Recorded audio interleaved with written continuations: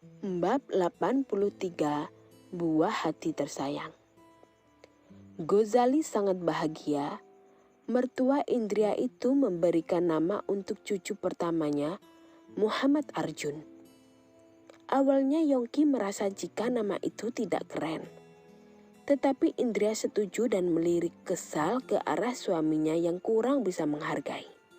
2 hari setelah dirawat di rumah sakit, akhirnya Indria dan Arjun sudah boleh pulang.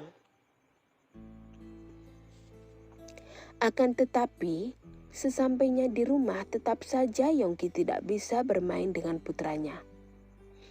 Sebab kedua orang tuanya memutuskan untuk tinggal di rumah Yongki dengan alasan karena Indria masih belum sehat.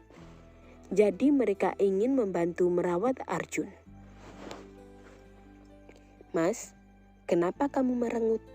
tanya Indria.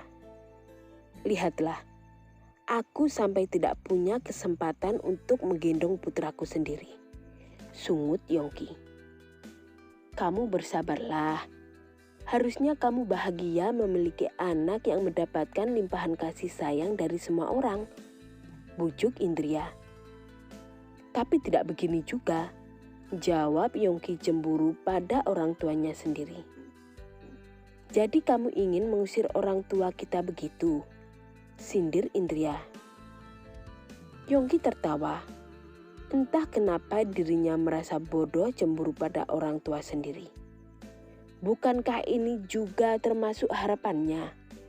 Membuat bahagia orang tua dengan memberikan cucu yang begitu tampan dan menggemaskan. Kemudian mata Yongki fokus pada kedua kaki istrinya. "Indria, kenapa kaki kamu seperti semakin membengkak ya?" tanya Yongki panik.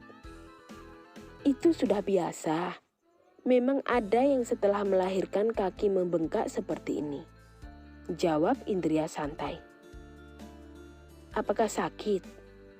Ayo kita segera ke rumah sakit," ajak Yongki cemas. "Tidak perlu, nanti juga hilang sendiri," tolak Indria yang memang malas kemana-mana. Yongki kemudian mengambilkan minyak tawon dan mengoleskan secara lembut di bagian kaki sang istri. Indria tersenyum. Sungguh bahagianya memiliki suami yang selalu ada dan bisa diandalkan. "Kenapa senyum-senyum begitu?" tanya Yongki. "Aku sungguh beruntung memiliki suami yang perhatian seperti kamu, Mas. Dan aku sedang membayangkan, Arjun kalau sudah besar pasti akan seperti kamu. Aku sungguh menantikan saat-saat ada lagi yang memanjakan aku," ungkap Indria.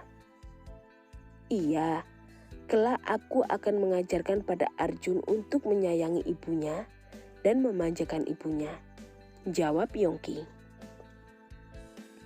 Indria tersenyum. Kini sudah memiliki 2 jagoan dalam hidupnya. "Indria, bagaimana rasa sakitnya saat melahirkan?" tanya Yongki penasaran. "Rasanya seperti leher digorok pakai golok," jawab Indria jujur. "Ngeri sekali. Sebenarnya aku memang ingin punya anak banyak. Tapi kalau kamu sudah tidak mau hamil lagi tidak apa-apa. Aku mengerti. Dan aku juga jadi takut mengingat proses persalinan itu," balas Yongki. "Tidak apa-apa. Sakitnya hanya sementara. Kamu tahu begitu aku mendengar suara tangis Arjun, rasanya begitu lega dan seakan aku sudah terbebas dari jerat belenggu. Intinya aku begitu bahagia menjadi seorang ibu," tutur Indria mencurahkan isi hatinya. Tak lama kemudian, ayah mertua Indria datang sembari membawa Arjun. "Sepertinya cucuku kelaparan," ucap Ghazali sangat antusias. "Baiklah, biar saya kasih ASI dulu," jawab Indria tidak kalah semangat. Yongki langsung berdiri mengambil alih untuk menggendong putranya. Setelah diserahkan lagi kepada sang istri, segera mengunci pintu. "Loh, kenapa pintunya dikunci?" tanya Indria heran. "Biarin, pokoknya setelah Arjun puas minum ASI, dia hanya boleh main denganku," jawab Yongki kekeh. Indria tertawa. Entah kenapa suaminya itu menjadi kekanakan seperti ini. "Setelah minum, palingan Arjun tidur, Mas," ujar Indria. Sambil menunggu Arjun minum ASI, Yongki tiduran. Dan begitu putranya sudah tertidur, dirinya juga ternyata tidur sungguhan. Indria menahan tawa. Tapi kemudian dia meletakkan putranya di tengah. Memandang kedua jagoan yang sangat tampan membuat dirinya begitu bahagia. Indria pun akhirnya juga ikutan tidur di samping putranya. Dalam hati membayangkan jika nanti memiliki anak yang banyak, pasti akan menyenangkan sekali. Sore harinya, para tamu mulai berdatangan silih berganti, sambil membawakan setumpuk kado. Mereka semua dari anak buah Yongki di kantor, para kerabat, dan juga teman. Ada juga sebagian tetangga, orang tua Yongki yang datang.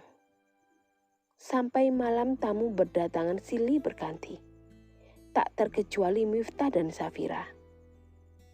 Dan esok lagi, kedua pasangan itu juga datang lagi sampai sore hari.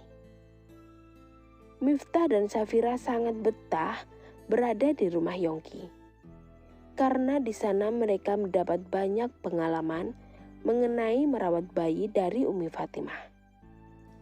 "Wah, tampan sekali," puji Safira merasa gemas. "Aku doakan anak kamu juga lelaki. Kelak mereka bisa menjadi sahabat seperti ayah mereka," jawab Indria. "Amin, sepertinya akan sangat menyenangkan ya jika seperti itu," balas Safira nampak bahagia. Miftah memperhatikan wajah penuh harap sang istri dengan pandangan yang mesra. Sedangkan Safira memalingkan wajah tak kuasa menahan tatapan mematikan itu. "Usia kandungan kamu berapa bulan?" tanya Yongki pada istri sahabatnya. "Mau memasuki 6 bulan, jawab Safira. "Wah, sudah USG belum?" pekik Indria antusias. "Belum, dari kemarin sibuk terus, rencananya besok pagi," jawab Safira. "Wih, pasti sudah sangat penasaran kan? Apakah lelaki atau perempuan?" sela Yongki pada Miftah. "Kalau aku sih lelaki atau perempuan sama saja, yang penting sehat dan normal," jawab Miftah santai. Tidak lama kemudian, Miftah mendapat telepon. Dia menoleh ke arah istrinya. "Safira, aku ada kepentingan dulu, hanya sebentar saja. Kamu di sini ya. Nanti aku kemari lagi kok," pamit Miftah. "Iya," jawab Safira patuh. "Assalamualaikum." "Waalaikumsalam," jawab Safira lembut. Tak lama setelah kepergian Miftah, Fatimah masuk ke dalam kamar untuk mengambil Arjun mau dimandikan. "Umi, aku mau belajar memandikan," ucap Yongki. "Ayo kalau gitu," jawab Fatimah dengan senang hati. Kini di dalam kamar, hanya ada Indria dan Safira berduaan. Indria sangat penasaran bagaimana dengan hubungan Safira dan Miftah saat ini. "Safira, sekarang bagaimana perasaanmu terhadap suamimu?" tanya Indria. Safira cukup terkejut, tetapi kedua pipinya yang merona merah menandakan jika Safira merasa malu. Karena dia suamiku, aku harus belajar mencintainya, jawab Safira. Miftah adalah lelaki yang sabar. Dia sangat mencintaimu. Jadi jangan sia-siakan lelaki sebaik itu, bujuk Indria. Lagi-lagi, Safira hanya mengangguk dan tersipu malu. Safira jadi teringat tadi, hendak mau kemari. Suaminya yang mandi malah handuknya terjatuh. Saat mau menyerahkan handuk yang baru, tanpa sengaja Safira melihat badan Miftah yang tanpa busana. Seketika Safira menjerit malu. Tetapi bayangan tubuh suaminya yang kekar itu tidak pernah luput dari bayangannya. Makanya Safira sampai saat ini masih merasa malu jika mengobrol dengan Miftah. Apalagi setelah kejadian itu Miftah memeluknya, menciumnya, tampak sekali suaminya sudah tetapi mencoba menahan diri sebab mereka tidak boleh berhubungan badan. Safira bisa merasakan betapa sabarnya sang suami. Padahal Safira andaikan tidak dilarang mungkin sudah akan menyerahkan dirinya. Sebab dia memang telah jatuh cinta pada suaminya bahkan jauh sebelum mereka menikah.